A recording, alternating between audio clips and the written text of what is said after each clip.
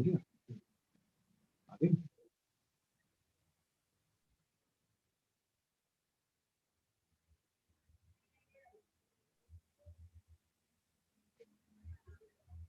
morning to all of you and namaste.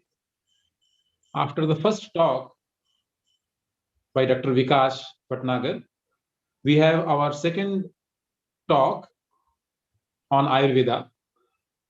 As we all know, that Ayurveda is one of the oldest system of medicine practiced in the whole world, and it is a great gift to the world by our India, by our country, India. And for thousands of years, people in India have been practicing and getting the benefit of this great Ayurvedic lifestyle as well as Ayurvedic medicines. Today, we are fortunate to have Dr. Savithri from Bangalore. She will educate us about Ayurveda and the kind of diseases it cures well, the chronic diseases. She is an MD in Ayurveda. She has been practicing Ayurveda since 1993. Presently, she has been practicing at Samiksha Ayurveda Laya, Bangalore and Sirsi. She is involved in health education for women and children, health care, and need-based health awareness programs. She organizes reorientation programs for Ayurveda students and doctors. One more, a very important point I would like to share about Dr. Savithri, that she has been preparing the Ayurvedic medicines by herself. Now, there are very few clinics where the doctors, they prepare the medicines by themselves. And these medicines are very special and very good because commercially, the medicines that we get in the market, they are not that effective many a times. So we are fortunate to have her today in our workshop.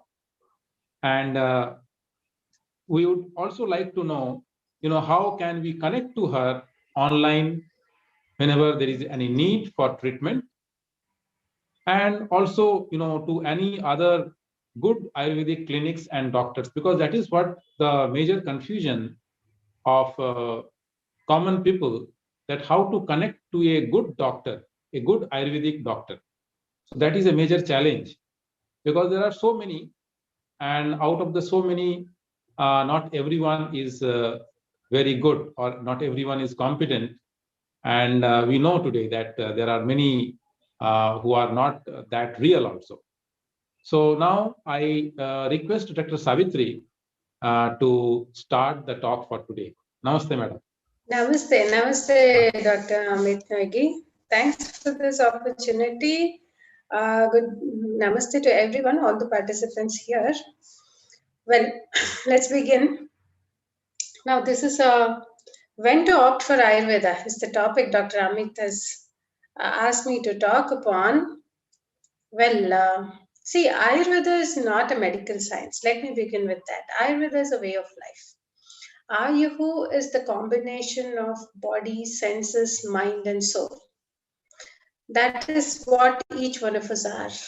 We are living human beings. We are not human bodies, we are human beings. And Vedaha is with Jnane, the wisdom. The wisdom of this combination. To put it in short, Ayurveda means self-realization, knowing oneself. It's that wisdom which connects us to ourselves within, and through the process, we become healthy and we can lead a purposeful life.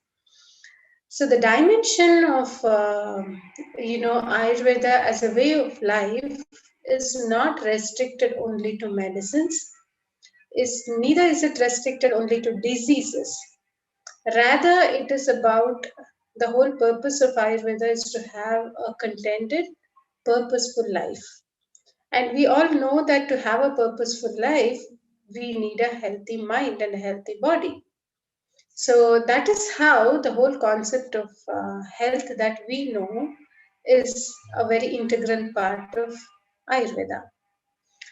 Now, a major thing that I would say is in Ayurveda we have two parts. One is the medical part in the sense the therapeutic part, diseases, understanding the causes of it, diagnosis of the specific pathology or the disease, and then treatment of it, and the treatment in such a way that it is uprooted completely and it doesn't come back in a very healthy and safe way.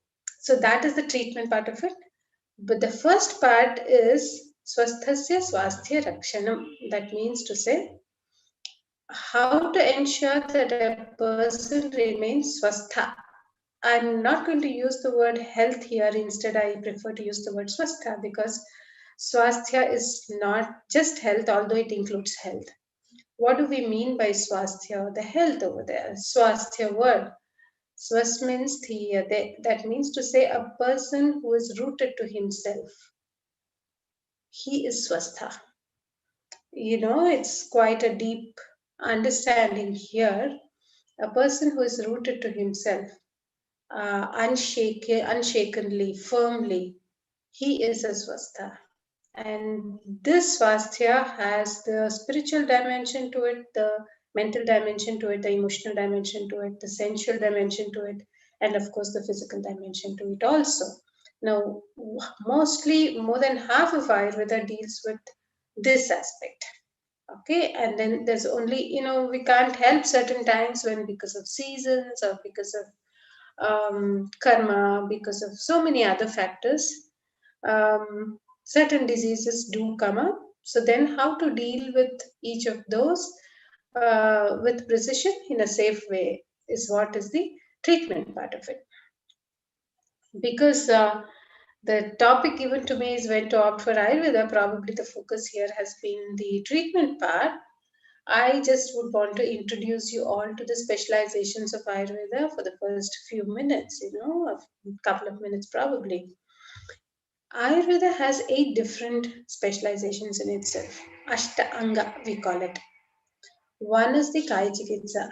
So that deals Kayo Nama Agnihi. Agnihi is the word that we use for the overall metabolism that happens in the body. We identify 3 different levels or dimensions of metabolism happening in the body.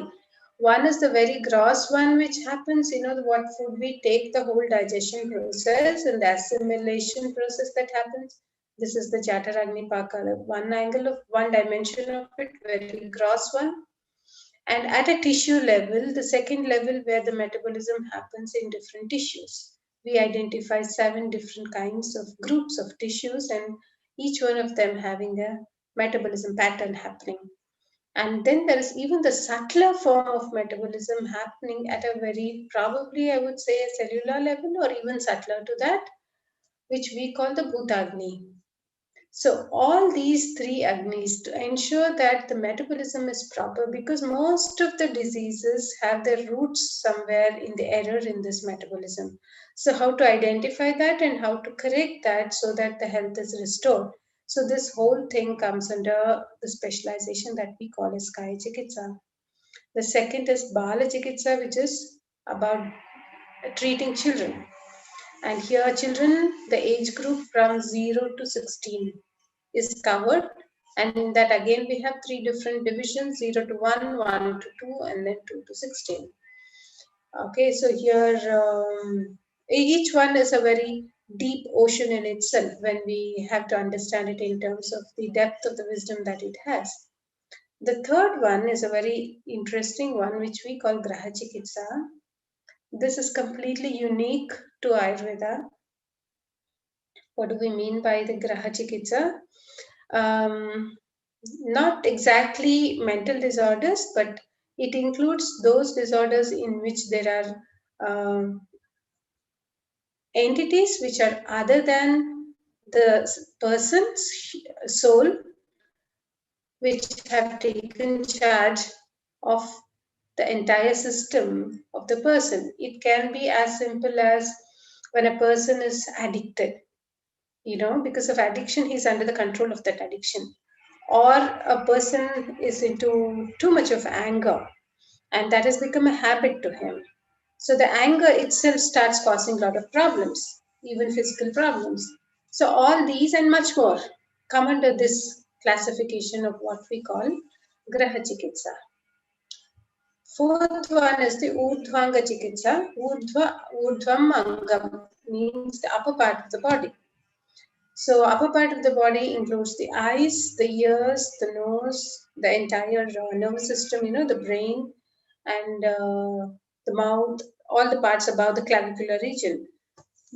So this area needs a very special attention, both in terms of avoiding the causes of the problem and also in identifying and treating it. So that is how this whole thing is a separate specialization in itself. Fifth one is the Shalya Chikitsa, which in today's terminology we can call it a surgery, but it has two different aspects, which are surgical and parasurgical. So, most of you probably would be aware that in parasurgical procedures, there are mentions of using Jalauka. Jalauka is leech. So, leech as an instrument, a live instrument where it is dealt with, and we also treat the leech after the treatment is given. So that it remains healthy and it can reproduce properly. And similarly, we also have other techniques in this parasurgical procedures like Agni Karma, where cautery kind of a thing. But cautery is not just about burning in Ayurveda. Here it is about using different materials in different diseases.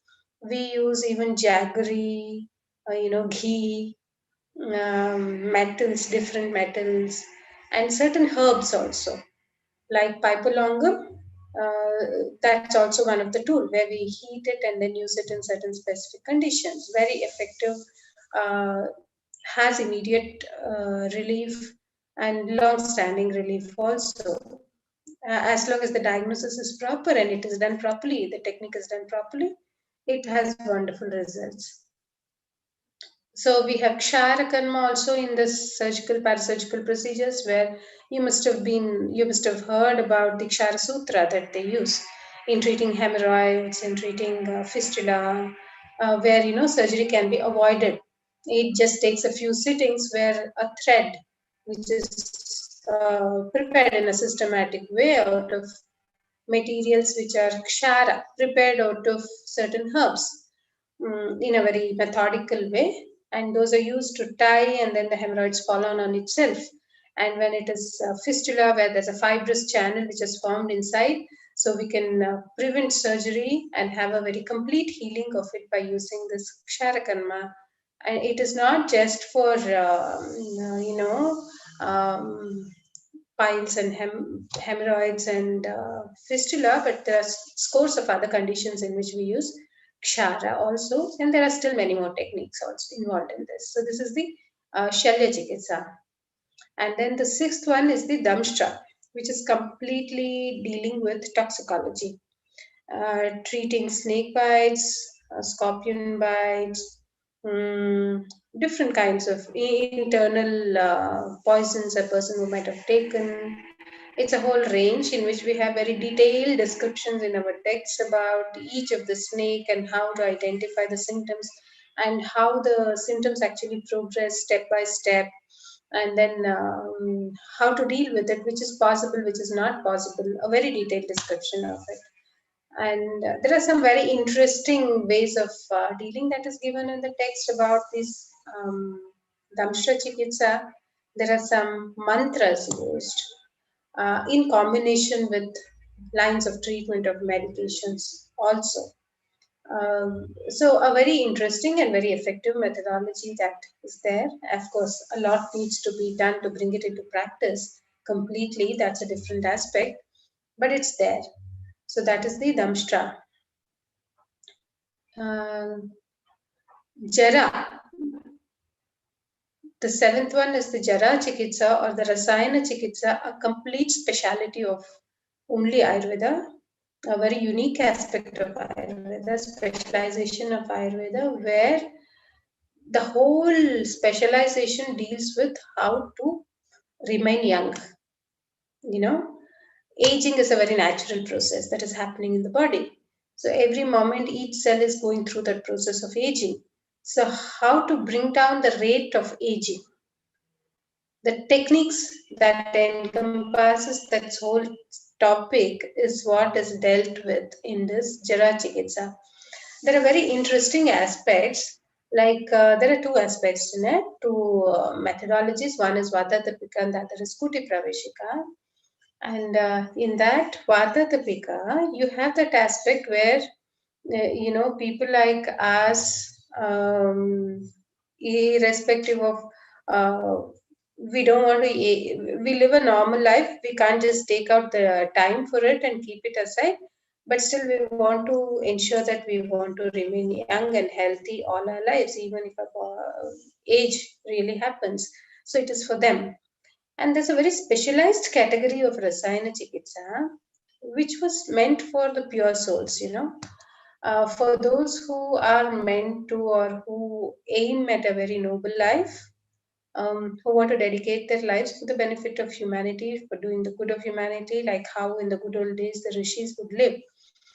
So there are some very interesting techniques given in the text, which they used, and they were able to live for more than 400 years, 600 years, and things like that. So we have a very detailed description of that. This is just for the knowledge, just to know about it. And the last specialization is the Vajikarana Chikitsa. Now this is revolving around how to create, how to design a future generation which is positive, which is healthy, and which is constructive and good, which is strong, both physically and mentally. So one entire wing of Ayurveda specialization deals with this, Vajikarana Chikitsa. It's like before, have a child by choice, not by chance, is the whole theme about it. So when there's a couple, they're planning for a child, then plan for a child. Let it not happen by accident. And how to plan for a child, the steps of it before conception, how the mother's body to be prepared, mind to be prepared, the prospective mother's, the prospective father's body to be prepared, and then about the conception, when should it happen and how to happen, and what is the cause and effect relationships over there, and then after that how to take care of pregnancy to ensure that the child actually, you must have, all of us must have heard about the story of Abhimanyu, right? He heard how to cross the Chakravyuha halfway through to enter it when he was in the womb. Now, that's one of the examples that I can give, but we have a whole lot of procedures in ensuring how the parents can decide what kind of a child has to come into this world, and how to ensure that that will be not just an intelligent child, but also very kind, a compassionate, a hearty, healthy child who would contribute to the good of the humanity. Now that is about Vajikarana. It also deals with family health, the relationship aspects of it, the marital relationships, parenting part. So all that comes under that. Now these are the 8 specializations that we have in Ayurveda when it comes to the therapeutic aspect. Now, when to approach an Ayurveda doctor? Well, you can approach an Ayurveda doctor for two things. One, to maintain your health, you need not have a disease to approach an Ayurveda doctor. Anyone who really wants to lead a purposeful life in a positive way has to take guidance of an Ayurveda person. After a few years of practicing, we do come across in practice that there are families who get dependent. They approach us even when for things like sorry, some issue. Okay, for things like my child is going for a school excursion, so what do I pack?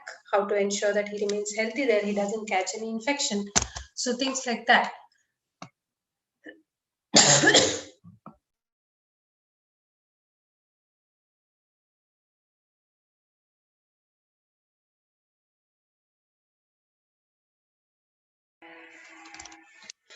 And when it comes to the therapeutic aspect, very practically speaking, out of the last 25 and more years of practice, what I would say is, if you as a patient are keen about knowing the cause, why you got this problem, and you want to correct that and ensure that the treatment will be a learning experience in transforming the quality of your life, then Ayurveda is the path for you. But if you're looking just for a quick fix, like, whatever the problem it is, I will continue with the cause, I won't change my lifestyle, but the doctor has to fix it up. Sorry. Sorry, there's some smoke around here. So then, better rethink about it, because you may not like to go through the process of correcting your lifestyle. If we call it chikitsa, Chikitsa means kit rogapanayane. That is, uproot the disease. When you uproot a tree, it can't sprout again. So that is what therapy treatment is all about in Ayurveda. Uproot it completely. So if you're interested in that, then Ayurveda is the therapy for you. Now, the second thing is, if you're stuck in diagnosis, if the diagnosis is not clear, there are 10 doctors telling you 10 different things and you're not able to really understand what's happening, then you should approach a good Ayurveda doctor. Because, Ayurveda has its own independent diagnostic technology. A good Ayurveda doctor doesn't diagnose any disease based on just your lab reports or just your MRIs and things like that. You have it or you don't have it. It doesn't matter. We have a very independent, unique way of identifying or say understanding the human physiology and anatomy. It is not based on the contemporary anatomy and physiology. We have a whole more than 12 chapters of each book or each textbook which talks about Shariram. Now, what is Shariram? Sharirasya idam Shariram. So, we talk about understanding a human being's structure and function holistically. So, it includes the mind aspect, it includes the sensory aspect, it includes the spiritual aspect also. And we have the Tridosha concept, the Saptadhatu concept, the Agni concept, based on which a good Ayurveda doctor actually diagnoses the condition independently. Now, that is very basic and necessary to start with Ayurvedic treatment. So, one way, Dr. Amit was talking about how to identify a good Ayurveda doctor.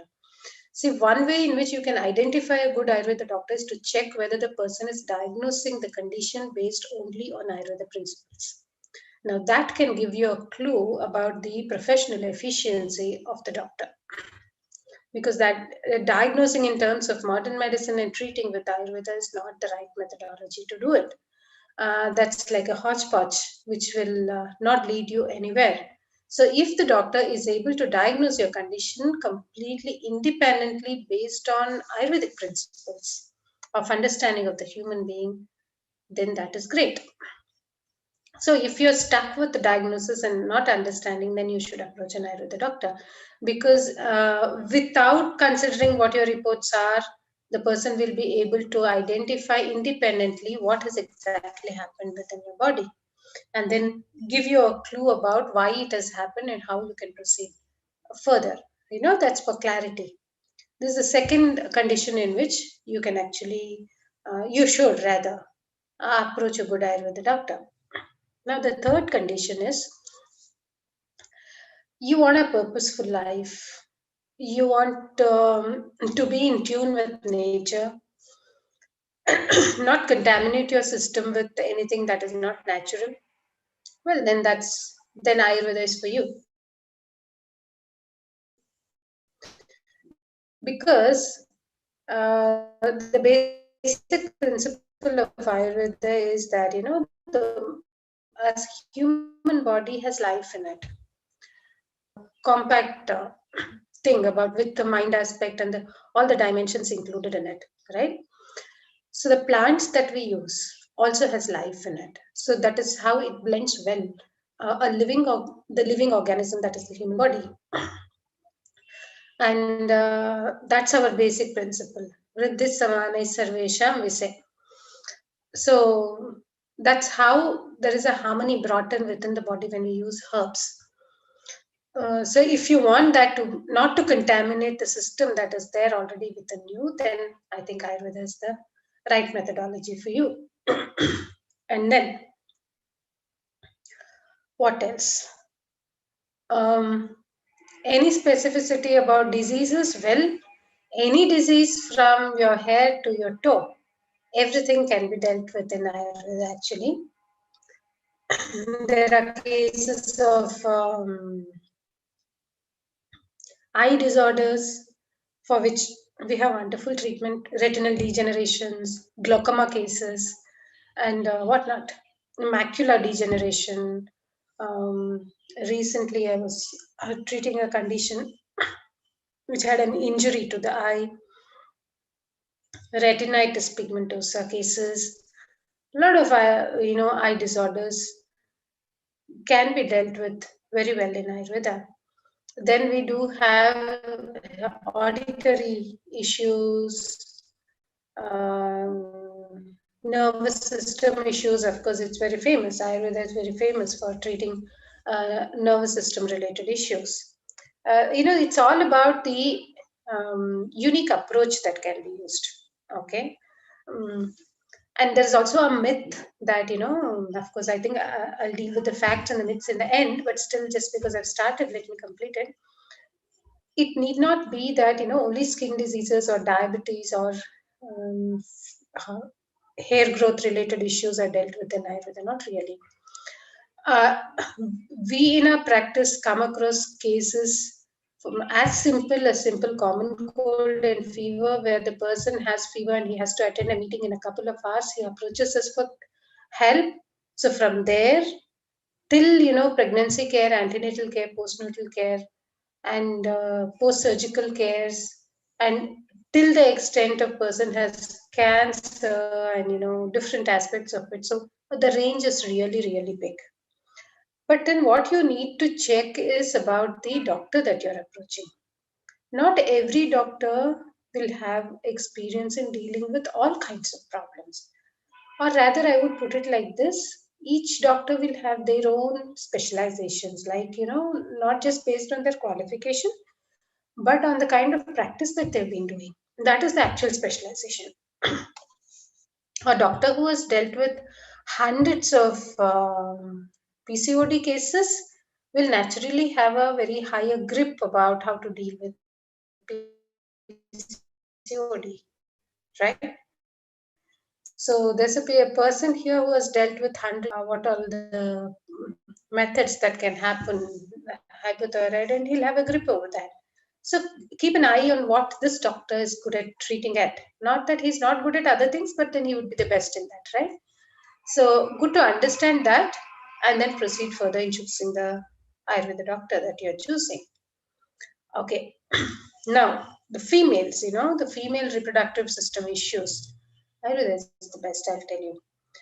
Starting from menarche care, girls who mature for the first time, they have their menstrual cycle for the first time, they need a specific care so that later on their pregnancy, postnatal, everything will be uneventful till menopause. So menarche care, menopausal care, very important. And even in the middle of it, when the person is undergoing menstruation every month, how to take care of oneself so that they won't have any issues. So these aspects every person should know, every woman, and I would say even every man should know, because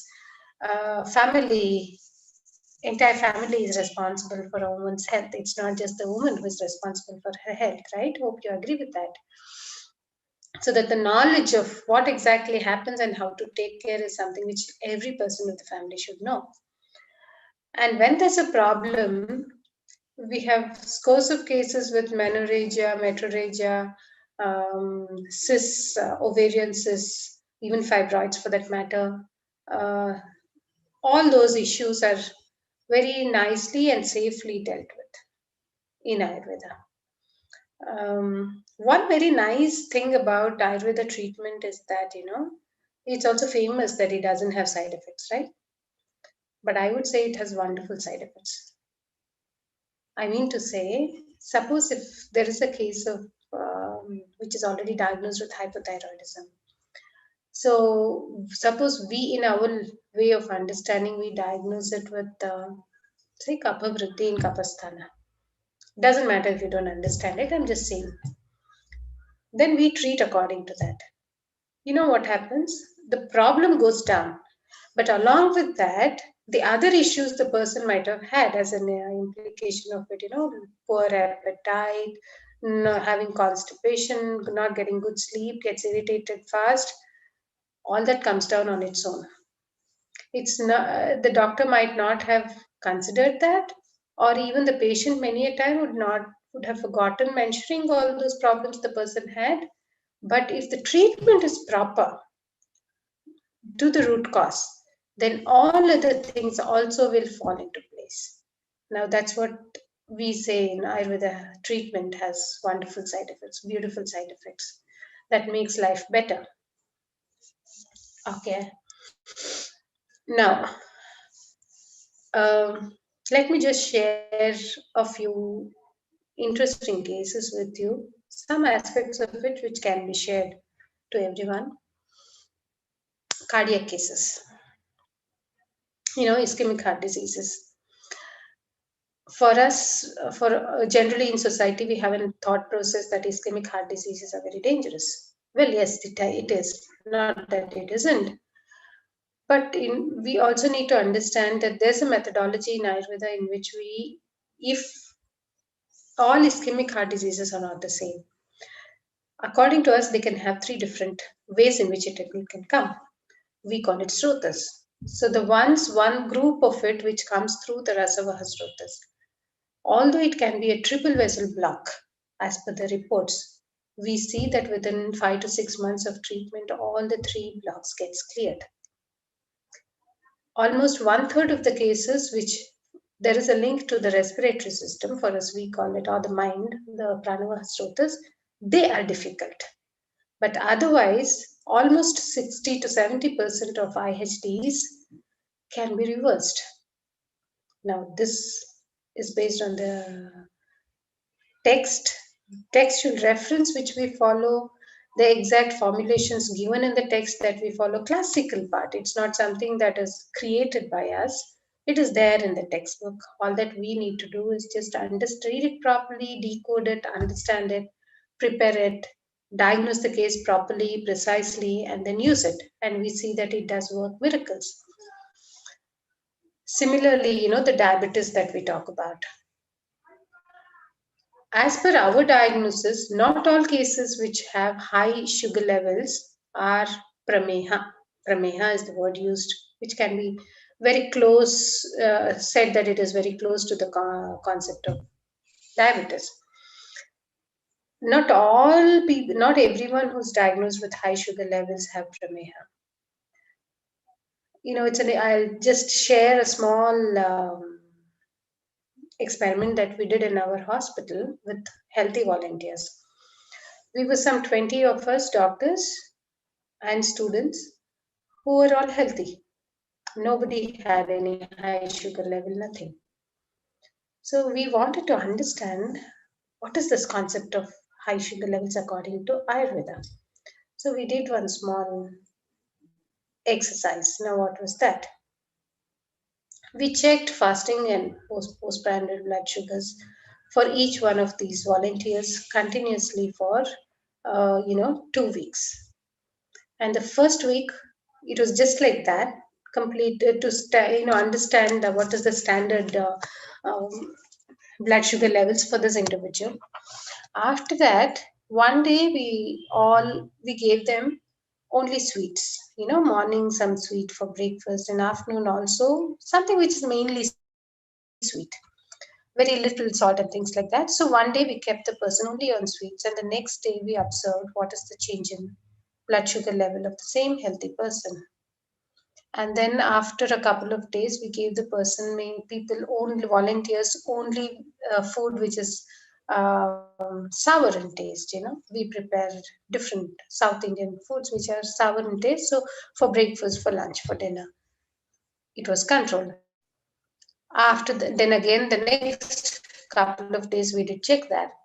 And after that, again, did gave only a lot of pungent things, spicy. So like this, each taste and observed, collected data of what happened.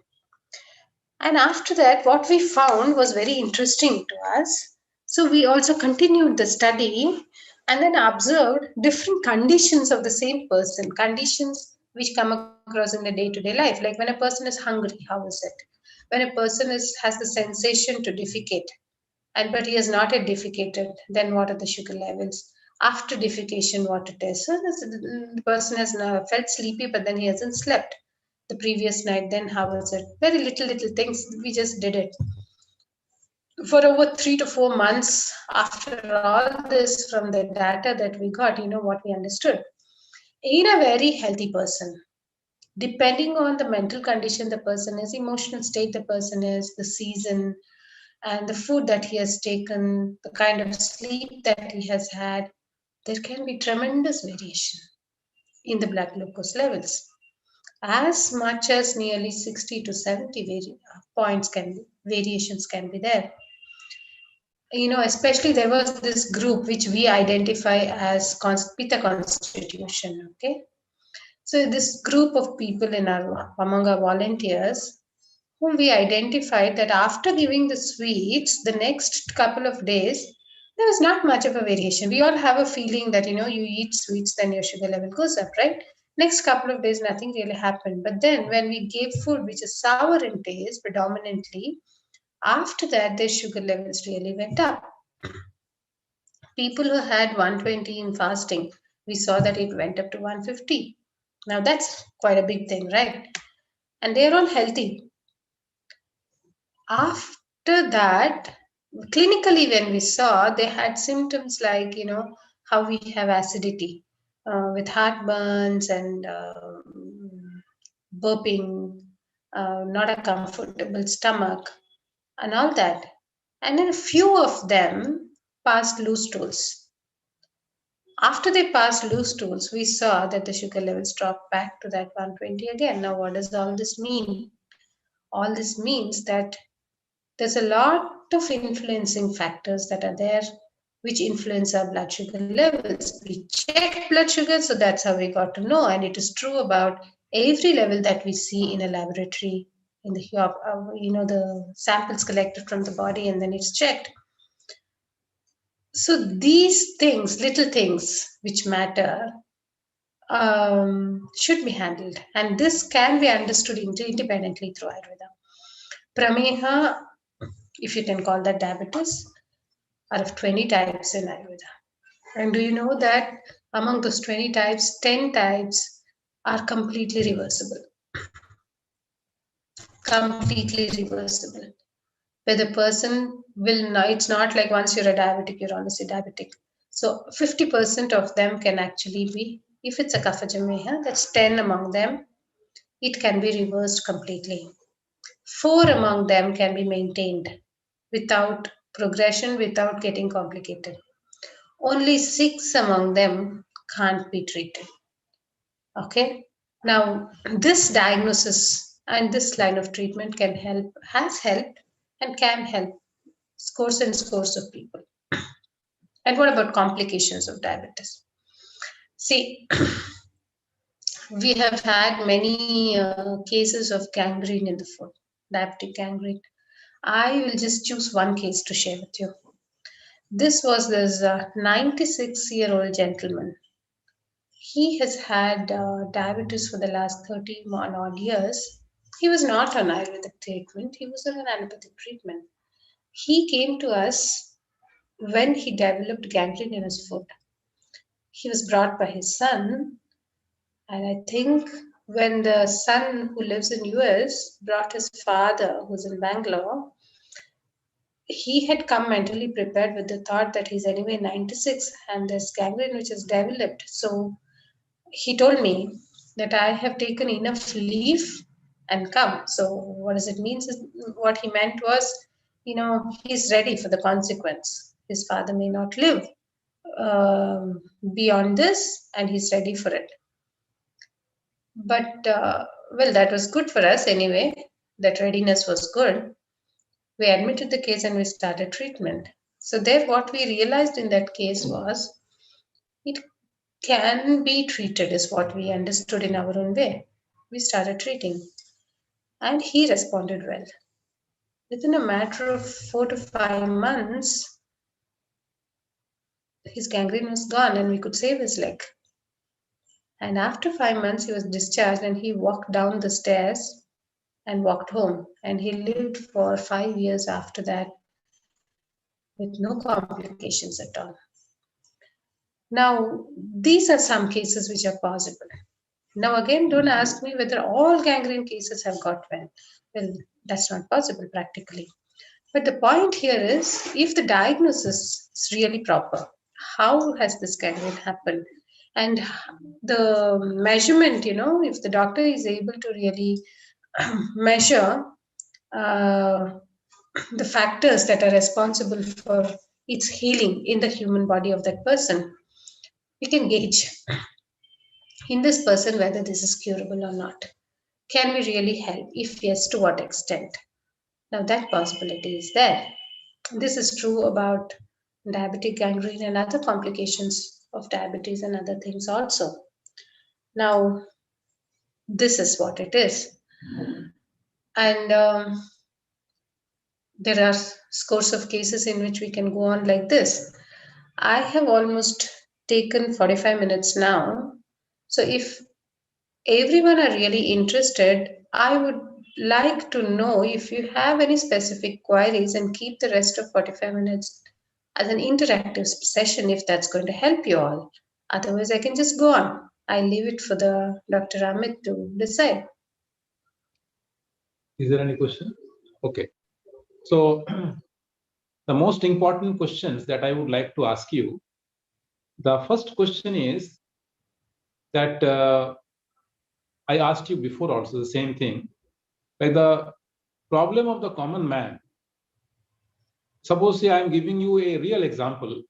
My bhabhi is staying in Asansol, a city in West Bengal. Now, for almost 3 to 4 years, every time, many a times, she complains me about her stomach problems. It is some kind of irritable bowel syndrome. Sometimes her motion is more, sometimes it is less, sometimes it's not clear, sometimes some kind of pain. So, and she sometimes when the things are serious, she takes allopathic medicines, but obviously it is not curing her. And in between, she had taken homeopathic also. That has sometimes okay, but again, it is not. She's not well at present. It has not cured. So I told her that you have to change your diet, and also why don't you see a Ayurvedic doctor? Now her answer is there are no Ayurvedic doctors. Where to look for? So that is the main problem, that the people they are not able to get a proper Ayurvedic doctor at many places. So the people near staying near you or in Bangalore are lucky that way. But there are many places where we do not find any Ayurvedic doctor. And secondly, if there are some, they may not be the right one. Because in all the pathies, it is very important to choose a good doctor, an efficient doctor, a good doctor.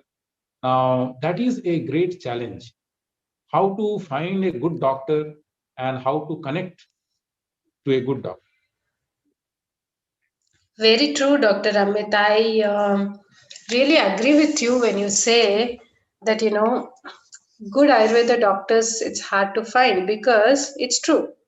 Yes, I have to first agree with that.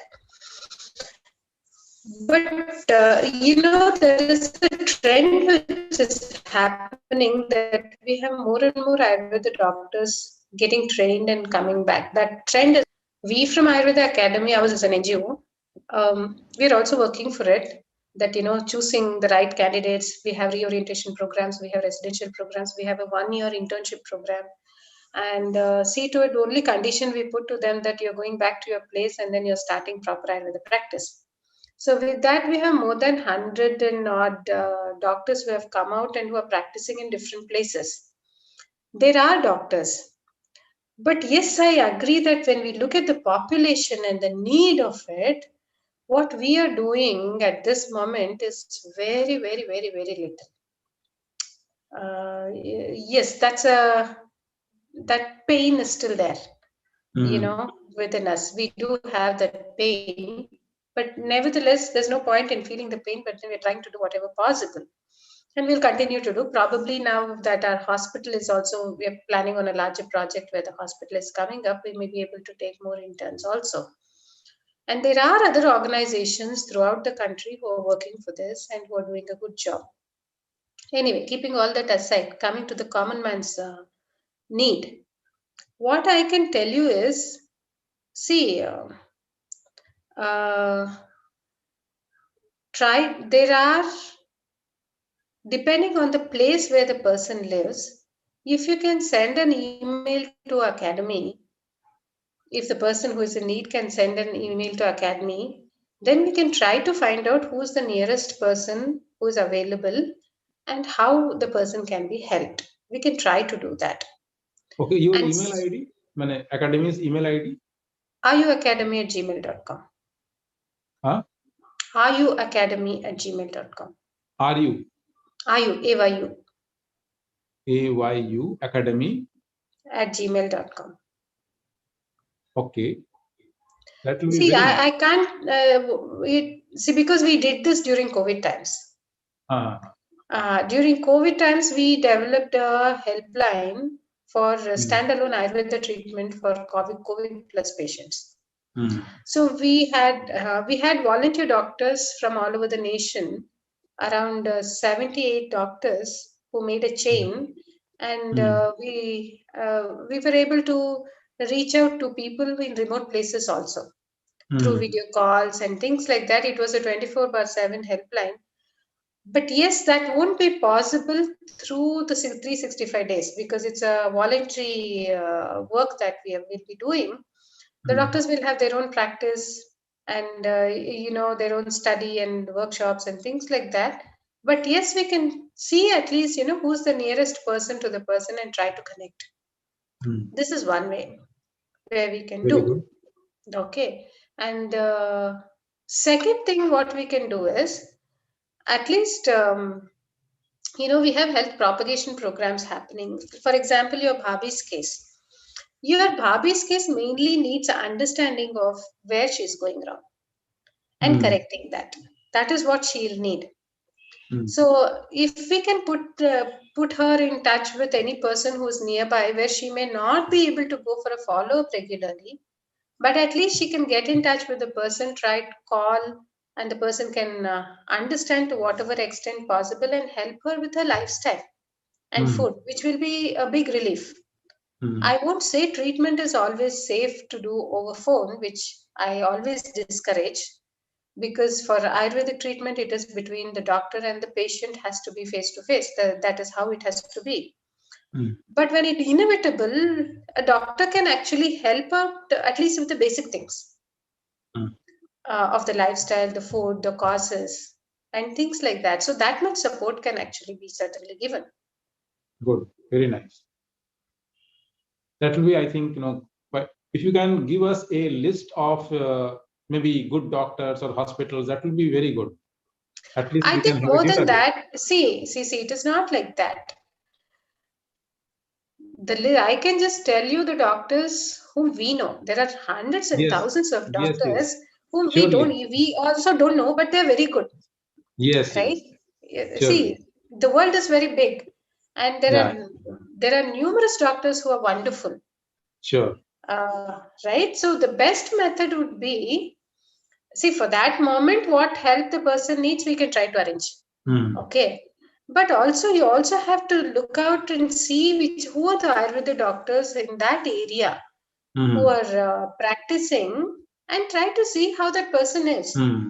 We have a whole lot of people who are really good and genuine. I came across some youngsters who are nowhere connected to academy, but who are really very nice, who are good.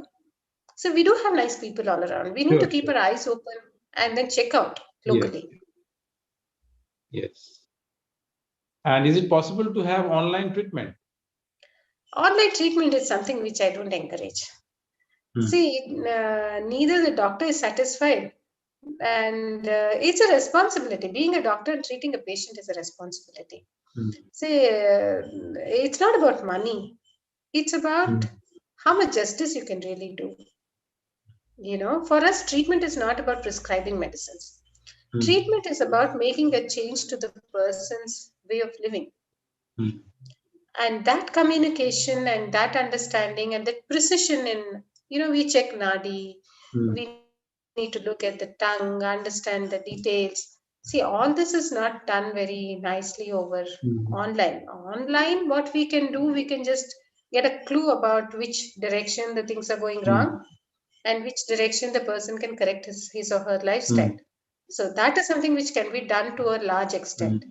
But as far as treatment is concerned, I always would suggest meet a doctor, of course, except during lockdown. Yeah. But sometimes it is difficult. Yes, that is true. Yeah.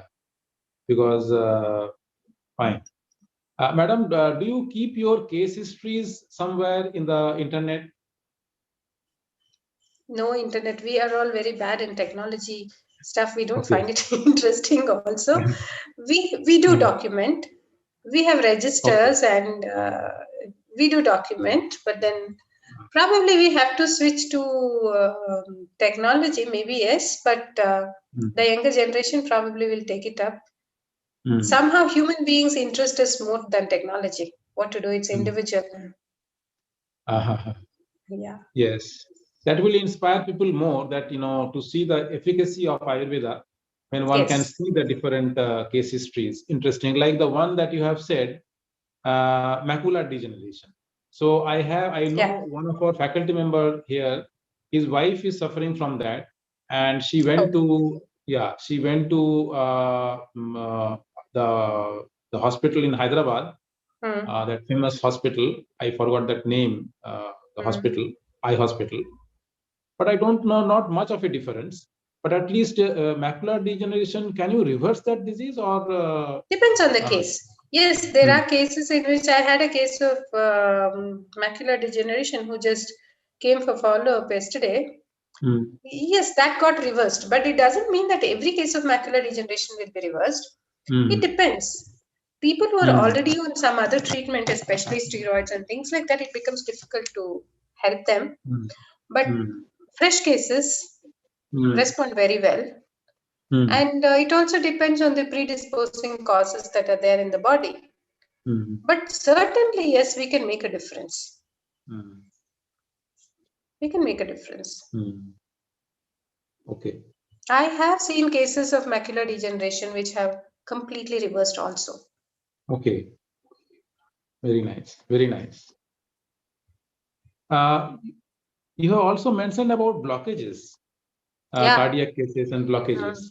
So, like, when the doctor, they do the angiography, they say 90% blockage or 80% blockage, whatever. So what kind of cases, can you suggest that they can take risk, that people can take risk and take, because immediately what they do, whenever they say 90% blockage, they do the angioplasty. So sometimes people go for other things, but usually people go for angioplasty. But again, after 3 to 4 years, it is back again. So the blockage is back again. So now see the risks word that you used. When it's a cardiac condition, the person has not taken the risk has taken him. Okay, so that is fixed irrespective of which line of treatment you choose. So what is in your choice is what kind of risk you would want to take. Right? So is it, I'll tell you how Ayurveda works with it. In IHDs or ischemic heart diseases, see, natural body mechanism is that, it develops bypasses on its own. Okay, collaterals. It develops collaterals on its own. So what Ayurveda does is, depending on the nature of the blockage, sometimes the blockage is very hard, very old. The plaques are very difficult to dissolve. So then we don't deal with the block at all. We help in development of better collaterals so that when we check LVEF, they would have come to normal. Ejection fraction, that is the quality of the pumping of the heart and the oxygenation of the musculature of it. So we ensure that that is brought back to normal. So next time you check the cardiac function, everything will be normal. But then you do an angiogram, the block will still be there. You're getting me? But that will be like a road which is discarded. It's no more in use.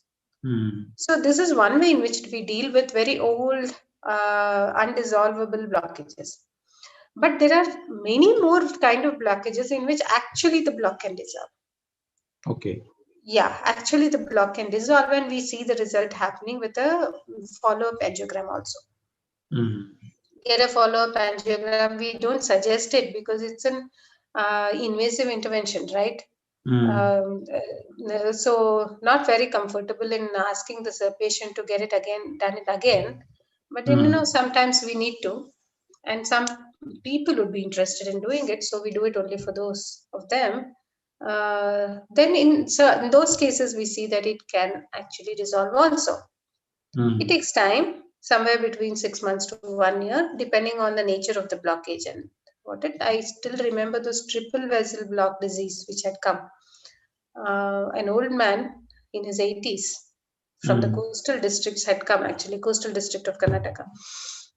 He had come. So he was a case which was not eligible for either surgery or angioplasty. So it was considered a risk, and they had discarded that case. So the children had brought him, and very interestingly, all the 3 blocks actually disappeared after 1.5 years. So, I mean to say, you are discussing about diffused cases. 2-3 places actually there are blocks. That kind of case? Yeah, 3 are the maximum triple vessels, right? All 3 vessels. I'm talking of this case which had 100% block in one, 98 in another, 96 in another. Severe condition. So all the 3 were blocked. Severe, yeah. So that's the example that I'm giving. So he lived for another 8-9 years, and he died not because of cardiac condition. He had a natural death. So there are cases like that. Okay, that's great. But there are cases, there are cases like that. But then if you ask me, every cardiac case that you have taken, has it been a success? Of course, no. Yeah, obviously not. Yes. Obviously not. Yes. Yeah, it depends. It depends. But there is a possibility of treating it this way itself is something which the humanity should be happy about. Right? So it's a great contribution that Ayurveda can actually give to the society and the well-being of the society. Sure. That's something that we should understand. That's great. Yeah, that's really great. Yes. And there's also something that I would want to add, that what we are practicing right now is not the entire Ayurveda. What we are practicing right now is probably not even 5% of what is there in the text. It's not an exaggeration. I'm being very honest and direct. So there's still more than 90% yet to be unraveled, deep hidden inside the text. That is true. That's the reality part of it. That gives us an idea of what great work the great rishis had done. In those days, that now the whole generation of doctors are still struggling to even understand it and bring it into implementation. What we realized by treating our highest cases, that was a result of us trying to go deeper into just 4 shlokas of the text. Decoding 4 shlokas of the text, we could really understand and then helps course of people with IHD. Like this, we have different cases, and in that many different few shlokas that we need to understand. So much more remains to be unraveled. Madam, like suppose say for emergency cases, can we keep some Ayurvedic medicines at our home? Like, high fever or sudden vomiting or loose motion. Can we keep some Ayurvedic medicines at our home? Okay, now this is an interesting question. Emergencies. I would like to emergencies. Yes. I would like to give an answer in three different sections. One is education part. See, what are those emergencies? How to deal with those emergencies? Public needs education. Okay, so every time you vomit, you should not stop vomiting. Every time you have a loose motion, you should not stop or you lose motions. If you stop it, you'll be putting yourself into trouble. It's not that I give you a medicine and then you pop a pill and then you don't pass loose stools and you're happy about it. No, not like that. So what is important is for you to, for the person to actually introspect and see why am I having it? Because the body has a natural tendency to put out things which are not necessary.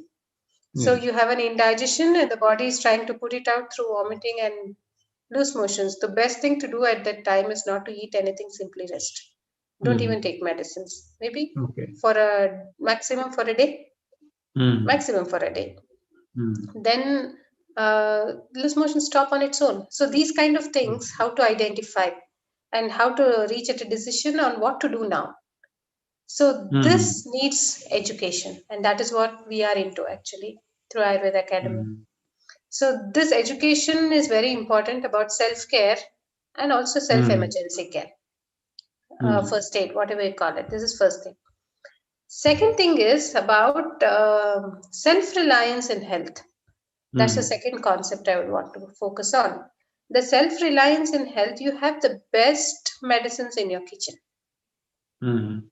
And you have the best medicines in the flora in the place that you live in. Okay. So we are also trying to develop a concept of first aid kitchen garden. Where even in cities where you live in an apartment, you can have a small kitchen garden in your balcony. And we can provide you the know-how about how to use them in necessity. Especially suppose if there's a tiny child, infant in the family, and the infant develops phlegm and cold and fever, then what to do immediately, how to identify. So this comes after education, health education. Okay, because people should not harm themselves with over medications, right? So that possibility is also there. So unless proper education, health education is given, introducing this concept will be dangerous. So this first aid garden concept and how to use your kitchen for your family health in emergency. Okay. So this would be very, very helpful to every person, right? And the last thing is about the actual emergencies of, say, there's a burn, there's a fracture, then you have an accident, then how to deal with it. Cardiac arrest, then how to deal with it. Correct. These actual emergencies.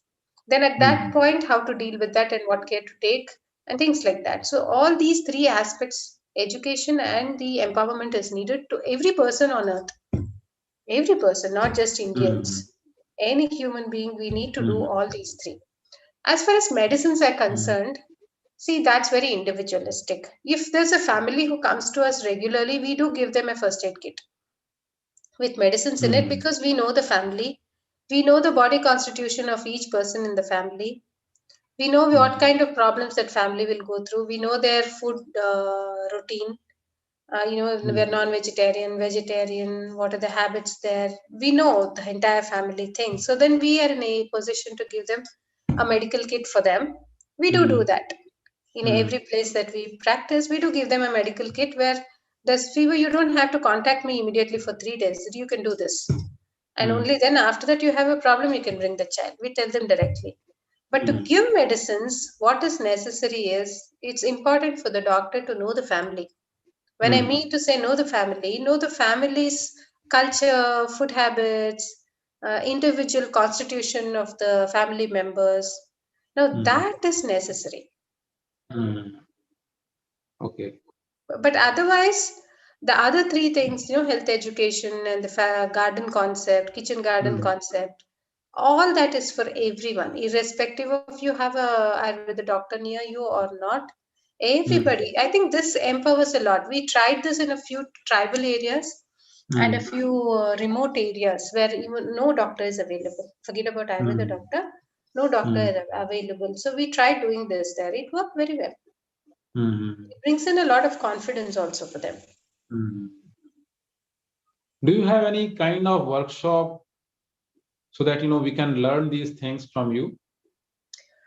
Well, yes, we do have a health propagation program which happens in academy every third Sunday from Online? morning. It was online till now because of COVID, and I think now it's there. It was there on Sunday. That's yesterday, third Sunday. So now they've shifted it to offline.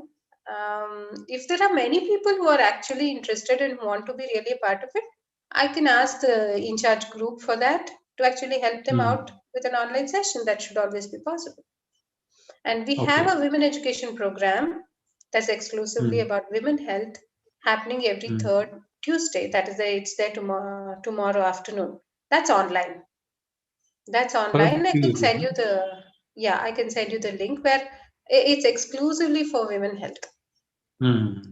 So these two are something which are happening regularly. Apart from this, it's need based. If For there's a child group, health? For child health, you don't have? For child health, we have health education program in schools. Okay. We go to the schools, we have a design program for the kids. Like, we have a 5-day session for them, and the last day an evaluation, and based on the evaluation, we give them prizes, and then we have inter-school quiz and things like that. So that's a whole health education program we have for school kids. If you can design something for the outsiders, means people like us who are not in Bangalore, something online, that will be very nice. I can understand. As I told you, the need in the world is just too much, and what we are doing is very, very, very, very microscopic, actually. I can understand that, but we are human beings. Because we want to learn the basics of the Ayurveda and also how to treat the emergencies and also the way of living, whatever you are telling, but we have no idea. No, you can do one thing. See, what generally organizations do is they send us a list of what their requirements are. For example, there was this corporate organization which contacted us saying that the women employees in their organization, almost 60% of them have thyroid issues. Can you please help us curtail it? So then what we did, we visited them. We tried to understand what is it in common that, that is causing this to that employees. And then based on the need of that organization, we designed a new module for exclusively for that organization, and we conducted a program over there, and that helped them. So we do this. So if there's a specific need that you are looking at for the organization or the localites, you can do that. And I think a group of us can come over there for a specific period, maybe for 3 days or 5 days, whatever the need may be. Before that, do a little homework about what is the need exactly there. Then create a module for that group, and then we can execute that. I think that should be fair enough. No, I am telling about some basic, about the basic thing. Just now you said that, these are the basics which everybody should know. So for that basic, for that basic, I was thinking if you can have some workshop. Well, I think health propagation, the one which is happening generally, you can join. But if you're looking for a specific workshop, then get back with us with the need, and we'll try to come over to the place and do it. We can have a group of doctors do that for you. Okay, very nice.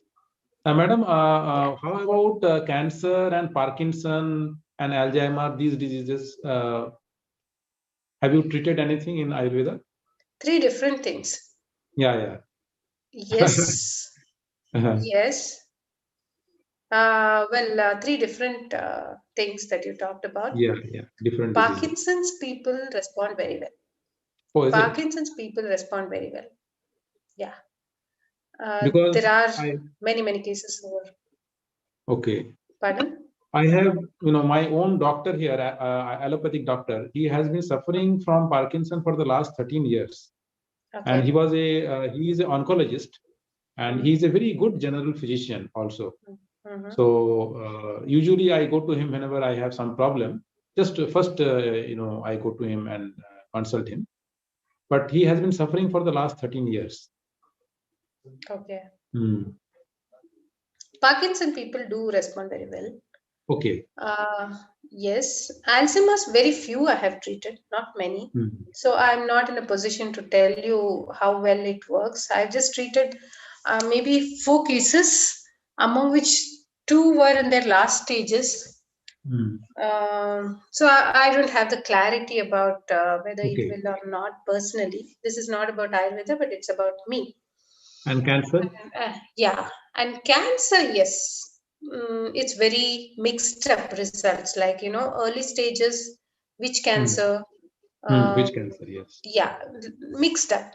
There have been cases where we have helped. There are cases in which we couldn't do anything. Both are there. Okay. So should one go for Ayurveda or not? That you are not very sure. Suppose if a cancer See, patient I'll tell you something that I can tell you very clearly about cancer. If the cancer is very localized, right, in say stage 1, and if surgery is indicated, please go for surgery and then immediately go for Ayurveda treatment. Okay. So then you can be helped to see to it that it doesn't progress or it doesn't relapse. But suppose if you have a condition where it has already spread, 3rd degree, 4th degree, please come to Ayurveda only. Okay. Because, see, surgery is not going to help. And other things with more side effects, not everyone will be able to actually sustain it, and neither will it take the person anywhere. And I don't say Ayurveda will cure it. Certainly not. But what we can do is, we can help the person improve the quality of life until he is alive. Okay. Yes. And that is a very big thing at that stage. Yes, sure. Yes. And in cancer, suppose if you know a person who is in deathbed, you should certainly advise the person to go to Ayurveda, because we can help the person die peacefully. Treatment is not just about helping people live. It's Ayurveda treatment is also about helping people die peacefully. Yes. The transition from birth to life to death should be smooth and peaceful, because there's a spiritual aspect to Ayurveda also. Now this is a very potential area which we work on. Okay. Helping people die peacefully. Very good. Madam, one last question, like how to connect to you actually? No, this is $1 million question. Connect to me. Well, yes, means for the treatment, if somebody wants, like, can we share your phone number? Obviously not, maybe something so that in our website, so that if... No, nothing like that. Look, we are very simple folks. You can share my number, but nothing complicated about us. Nothing sophisticated. But the issue is, please also tell them that I may not pick the phone. They have to WhatsApp me. Okay. Because practically it won't be possible to attend to all the calls. So if they WhatsApp me about the requirement or say what it is, then whatever possible from my side, then maybe we can try to do. But there are a lot of limitations, like, the distance and things like that. But whatever possible, I can certainly try to do. Sure. That will be very nice. Very good. So I must say that I am very, very thankful to you. Thank you. You spent so much time with us. and you educated us at different levels, and the introductory level, and also all the diseases that you have really cured. And your own experience is very, very important, and because you have cured all these diseases. So well, just sorry for the interruption. I have treated these cases, and it's nature which cures. Yeah. Okay. Yes. Thank you. Yes. Nobody else has any question? Question? No, actually, generally the attendance is falling down. So what we will do, we will record this. We have recorded this lecture and we'll upload it in the YouTube. So people will listen later. Yes, because a lot of people are busy, and today is a Monday, and they will see it later on. Anyway, because if it is there in the YouTube, people can see it anytime. That will be there, and it will be good to Ayurveda. People will know about Ayurveda. So thank you, madam. First of all, for accepting our invitation, and you spent so much time and so passionately. You have explained everything. So it's very good. I think it has benefited us, and we now got a good knowledge about knowledge means introduction about Ayurveda from you. Thank you very much. Thank you very much. Namaste.